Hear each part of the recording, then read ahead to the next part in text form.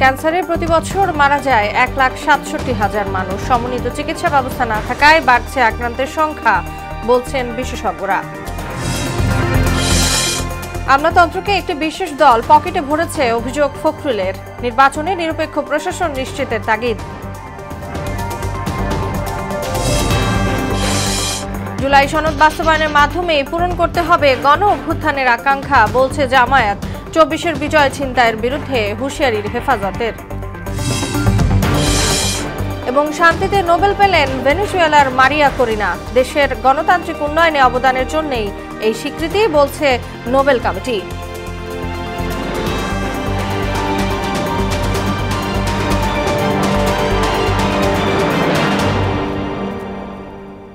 আসসালামু আলাইকুম, সবাইকে মোহনা সংবাদে স্বাগত। শুনছিলেন শিরোনাম, পুরো সংবাদের সঙ্গে আছি তাসনুবা বিনতে তাহের।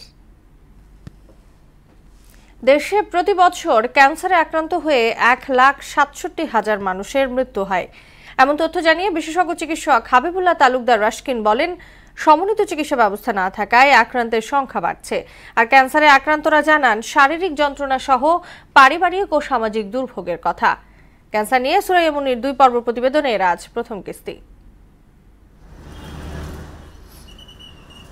গবেষণায় দেশে 38 ধরনের ক্যান্সার রোগী পাওয়া গেছে। এ রোগে শরীরের 5টি স্থানে আক্রান্ত বেশি হয়। সেগুলো হলো স্তন 16.8%, মুখ 8.4%, পাকস্থলী 7%, শ্বাসনালী 7% এবং জরায়ু মুখের ক্যান্সার 5.1%। এছাড়া নারীদের থাইরয়েড ও ডিম্বাশয় ক্যান্সারেও আক্রান্ত হতে দেখা যায়। পুরুষরা বেশি আক্রান্ত হচ্ছেন শ্বাসনালী, পাকস্থলী, ফুসফুস, মুখ ও খাদ্যনালীর ক্যান্সারে। পুরুষের প্রধান 3টি ক্যান্সার হল ফুসফুস 16.1%, যকৃত 12.9% এবং ষড়যন্ত্রের ক্যান্সার 12.9%। আক্রান্তরা জানান এই রোগের ভয়াবহতার কথা। হাত ব্যথা, পা ব্যথা, টাকা পয়সার সমস্যা, খাইতে পারি না। আমার কাশ হচ্ছিল, এই কাশর নিয়ে হয়ে গেছে এই ফুসফুসি। এখন যে কি হয়েছে নিজেও কোয়াবেই না। এখন ডাক্তারেরা জানে, যারা জামাইয়া জানে, আমার তো কয় না। হাত পাও চাবাই ব্যথা হয়, আর এখন এইটা নেওয়ার পর একটু সমস্যা আছে, শ্বাসকষ্ট হচ্ছে। 48% রোগীর ক্যান্সারের সঙ্গেই তামাক গ্রহণের সম্পর্ক আছে বলে জানান ক্যান্সার প্রতিরোধ বিশেষজ্ঞ ডক্টর হাবিবুল্লাহ তালুকদার রাশকিন। গ্লোবোক্যানের 2022 এটাই হলো সর্বশেষ ভার্সন। সেখানে বলা হয়েছে বাংলাদেশে প্রতি বছর 1,67,000 মানুষ নতুন করে ক্যান্সারে আক্রান্ত হয়। এটা সব ক্যান্সারে, নারী পুরুষ নির্বিশেষে। আর 1,07,000-এর মতো মানুষ প্রতি বছর ক্যান্সারে মারা যায়। রোগের প্রাথমিক অবস্থা নির্ণয়ের জন্য সরকারি বাজেটে একটা বরাদ্দ রাখার পরামর্শ দেন তিনি। 3/1 বাজেট ব্যয় করা উচিত প্রতিরোধের জন্য। 3/1 বাজেট ব্যয় করা উচিত সারা বাংলাদেশের প্রত্যন্ত মানুষের কাছে ক্যান্সারের যে প্রাথমিক অবস্থা নির্ণয় করার যে স্ক্রিনিং যে পদ্ধতিগুলা, সরকারের বাজেটের আরো 3/1 আর বাকি 3/1 দিয়ে ঠিক কোন জায়গায় কোন চিকিৎসার জন্য কোন যন্ত্রপাতি বা কোন জনবল আমার দরকার সেটা করা। সরকারি বেসরকারি সমন্বিত উদ্যোগের মাধ্যমে ক্যান্সার চিকিৎসা সেবা সহজলভ্য করার তাগিদ দেন ডাক্তার হাবিবুল্লাহ তালুকদার। ক্যান্সার থেকে সুরক্ষার জন্য আমাদের একটা ক্যাম্পেইন আছে 5-5-7। সুরাইয়া মুন্নি, মোহনা সংবাদ, ঢাকা। নির্বাচন ফেব্রুয়ারিতেই হতে হবে দাবি করে কমিশনকে নিরপেক্ষভাবে দায়িত্ব পালনের আহ্বান জানালেন বিএনপির মহাসচিব মির্জা ফখরুল ইসলাম আলমগীর। একটি বিশেষ দল প্রশাসন যন্ত্রকে পকেটে ভরে রেখেছে বলেও অভিযোগ করেন তিনি। এদিকে জুলাই সনদ স্বাক্ষরকে বিএনপি ইতিবাচক হিসেবে দেখছে বলে মন্তব্য করেন দলের সিনিয়র যুগ্ম মহাসচিব রুহুল কবির রিজভী। সকালে রাজধানীতে আলাদা অনুষ্ঠানে তারা এসব কথা বলেন। তানজিদ ভুঁইয়ার প্রতিবেদন। স্বৈরাচার বিরোধী আন্দোলনে শহীদ জেহাদের 35তম শাহাদাত বার্ষিকী উপলক্ষে দৈনিক বাংলা মোড়ে জেহাদ স্কয়ারে ফুল দিয়ে শ্রদ্ধা জানায় শহীদ জেহাদ স্মৃতি পরিষদ। দিনটি উপলক্ষে রমনার ইঞ্জিনিয়ার্স ইনস্টিটিউশন মিলনায়তনে আয়োজিত স্মরণ সভায় যোগ দেন বিএনপির সিনিয়র নেতারা। এতে ফ্যাসিস্ট সরকারের নানা অত্যাচারের কথা তুলে ধরেন তারা। কোনো কাদা ছড়াছড়ি নয়, কোনো ইস্যু নয়, কোনো ঠুনকো ইস্যু নিয়ে নির্বাচনকে বানচাল করার অপচেষ্টা নয়। যতক্ষণ পর্যন্ত বিএনপিকে আমরা শাসকের দল হিসেবে দেখতে না পাবো, ততক্ষণ পর্যন্ত রাজপথ ছাড়া যাবে না। যারা পিয়ার পদ্ধতি চায় তারা বাংলাদেশে নির্বাচন চায় না।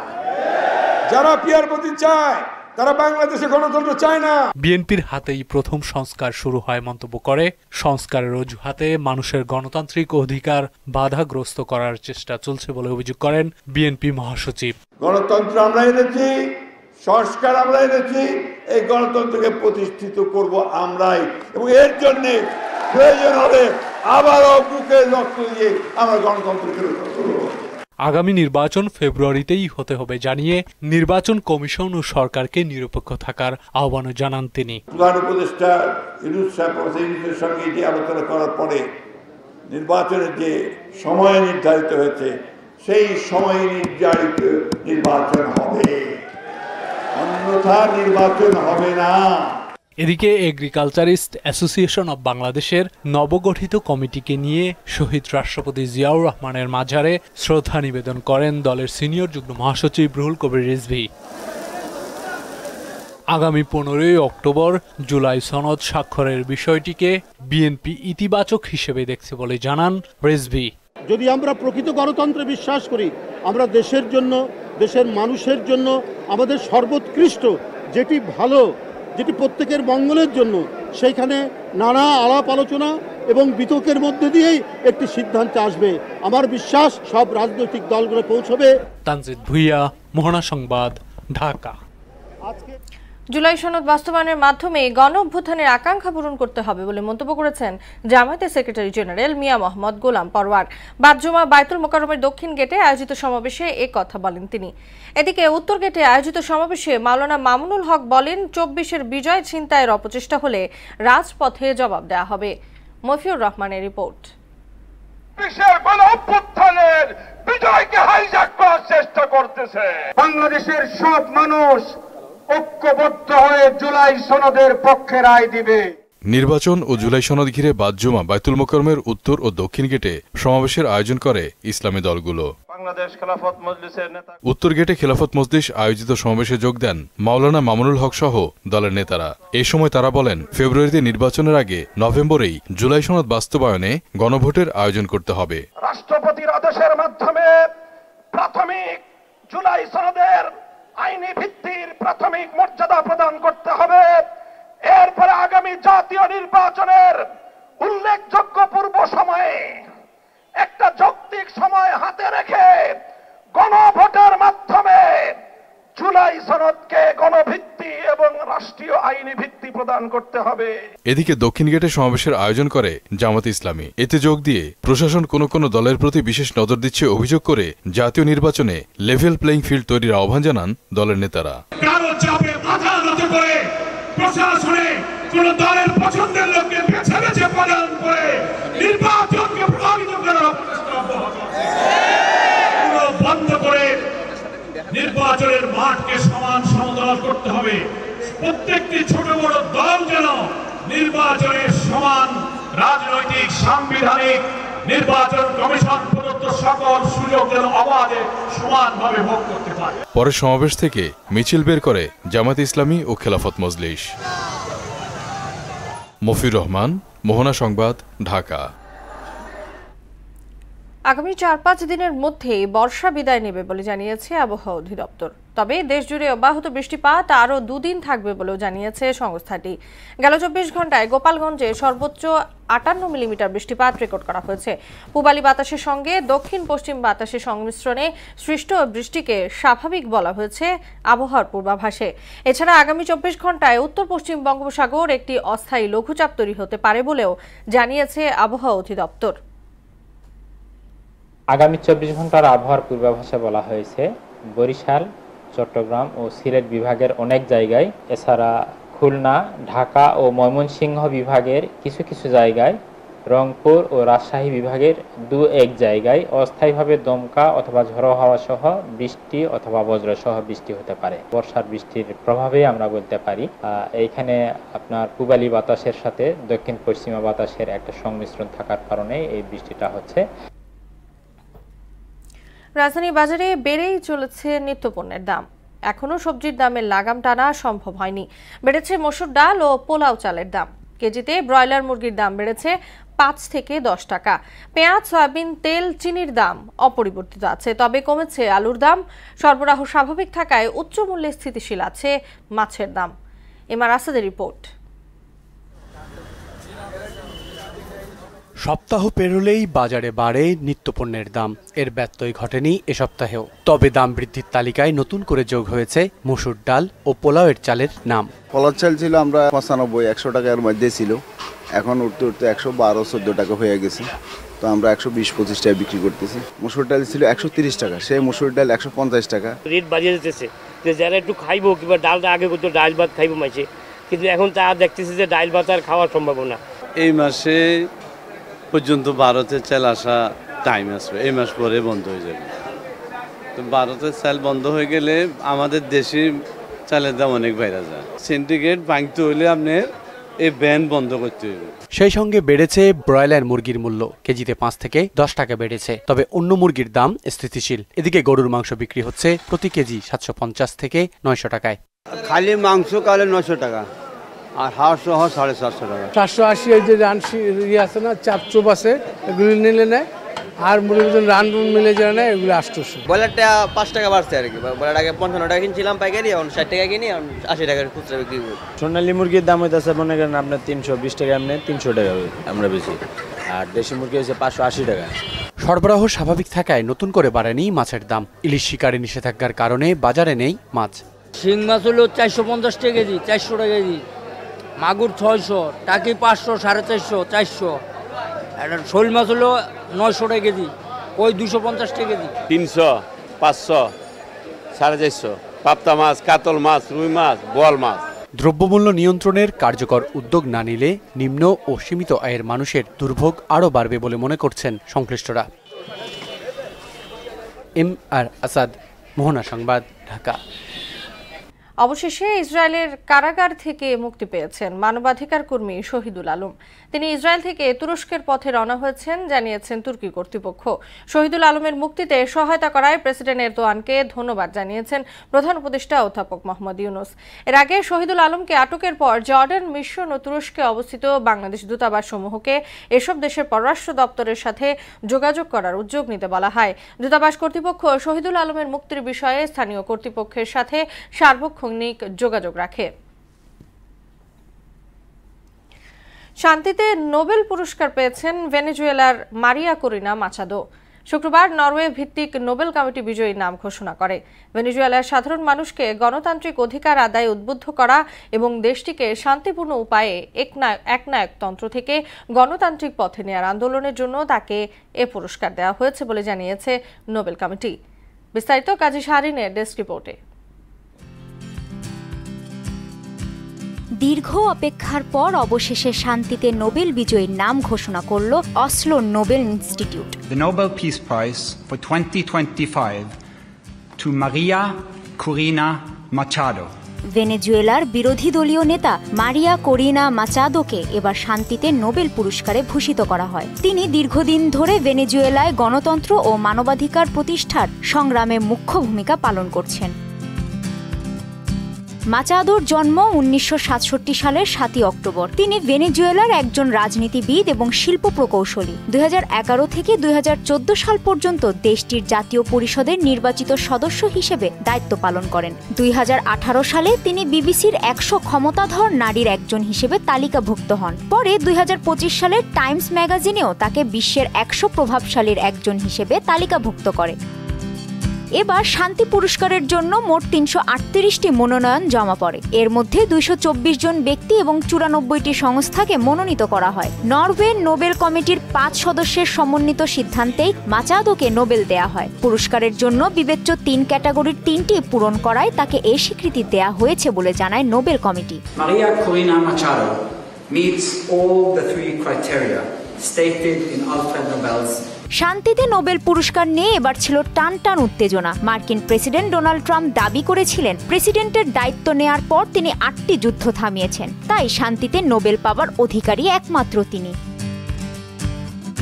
তবে তার এ মতামতের সঙ্গে একমত হননি নোবেল কমিটির সদস্যরা। ট্রাম্প তার দ্বিতীয় মেয়াদ শুরু করেছিলেন গ্রিনল্যান্ডকে যুক্তরাষ্ট্রের সঙ্গে সংযুক্ত করার এবং পানামা খালের নিয়ন্ত্রণ নেয়ার হুমকি দিয়ে। এছাড়া আন্তর্জাতিক সাহায্য কমিয়ে দেয়া এবং যুক্তরাষ্ট্র থেকে অভিবাসীদের ব্যাপকভাবে নির্বাসন চালানোর মাধ্যমেও বিশ্বজুড়ে সমালোচনার মুখে পড়েন তিনি। একদিকে যুদ্ধ থামানো, অন্যদিকে বিতর্কিত সিদ্ধান্ত নেয়ার মতো দ্বিমুখী আচরণের জন্য তালিকা থেকে বাদ পড়ে ট্রাম্পের নাম। কাজী শাহরিন, মোহনা সংবাদ। নাটোরের বনপাড়া হাটিকুমরুল মহাসড়ক দেশের উত্তর পশ্চিমাঞ্চলের অন্যতম ব্যস্ত সড়ক, কিন্তু অপ্রশস্ত রাস্তায় ঝুঁকিপূর্ণ বাঁকের কারণে এই মহাসড়ক পরিণত হয়েছে মৃত্যু ফাঁদে। চলতি বছর এই সড়কে প্রাণ হারিয়েছেন অর্ধশতাধিক মানুষ। মহাসড়কটি 4 লেনে উন্নীত করার পরিকল্পনার কথা জানায় সড়ক ও জনপথ বিভাগ। রাশেদুল ইসলামের প্রতিবেদন, জানাচ্ছেন তাহসিন তারিন। দেশের উত্তর পশ্চিমাঞ্চলের অন্যতম ব্যস্ত মহাসড়ক নাটোরের বনপাড়া হাটিকুমরুল, অথচ এই ব্যস্ত মহাসড়ক প্রয়োজনের তুলনায় অনেক অপ্রশস্ত।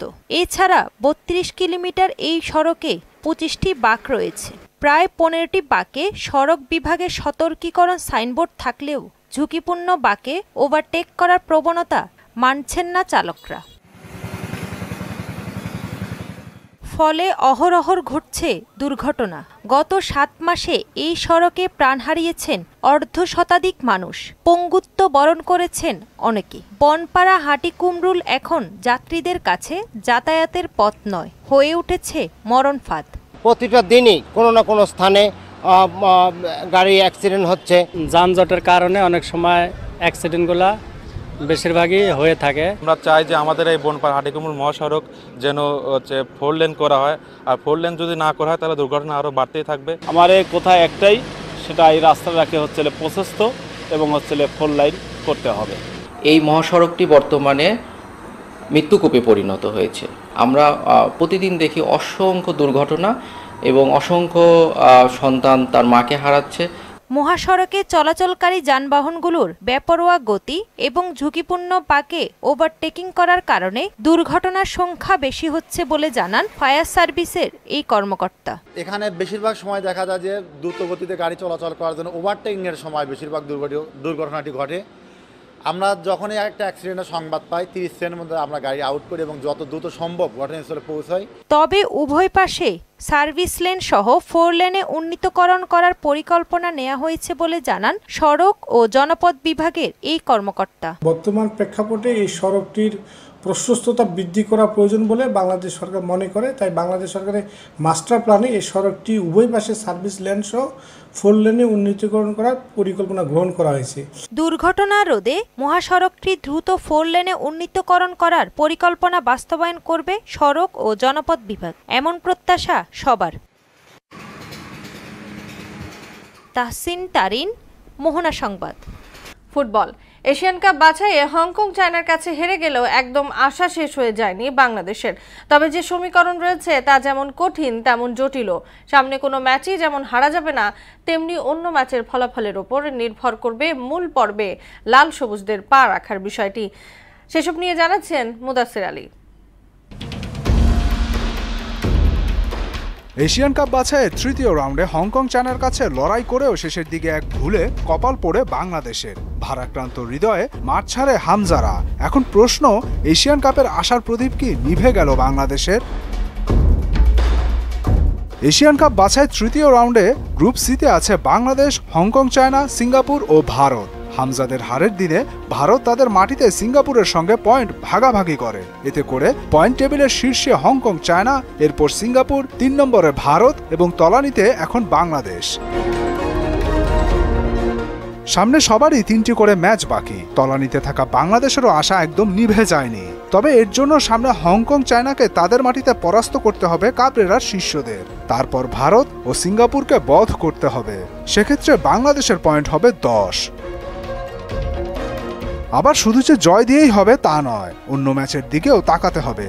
7 পয়েন্ট নিয়ে শীর্ষে থাকা হংকং চায়না এবং 5 পয়েন্ট নিয়ে 2 নম্বরে থাকা সিঙ্গাপুরকে 3টির মধ্যে 2টিতে হারতে হবে এবং 1 ম্যাচ ড্র করতে হবে। এতে করে হংকং চায়নার পয়েন্ট হবে 8, সিঙ্গাপুরের 6 এবং ভারতের 8। অন্যদিকে 10 পয়েন্ট ঝুলিতে থাকলে তখন এশিয়ান কাপের মূল পর্বের দরজা খুলে যাবে বাংলাদেশের। মুদাসসির আলী, মোহনা সংবাদ। শেষ করব মোহনা সংবাদ, যাবার আগে শিরোনামগুলো জানিয়ে দিচ্ছি আবার।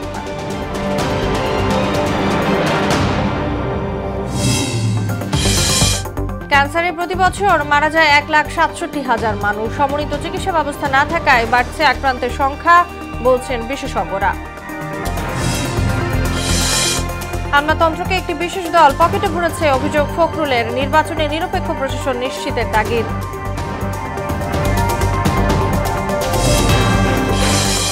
জুলাই সনদ বাস্তবায়নের মাধ্যমেই পূরণ করতে হবে গণঅভ্যুত্থানের আকাঙ্ক্ষা, বলছে জামায়াত। 24-এর বিজয় ছিনতাইয়ের বিরুদ্ধে হুঁশিয়ারি হেফাজতের। এবং শান্তিতে নোবেল পেলেন ভেনেজুয়েলার মারিয়া কোরিনা। দেশের গণতান্ত্রিক উন্নয়নে অবদানের জন্যই এর স্বীকৃতি, বলছে নোবেল কমিটি।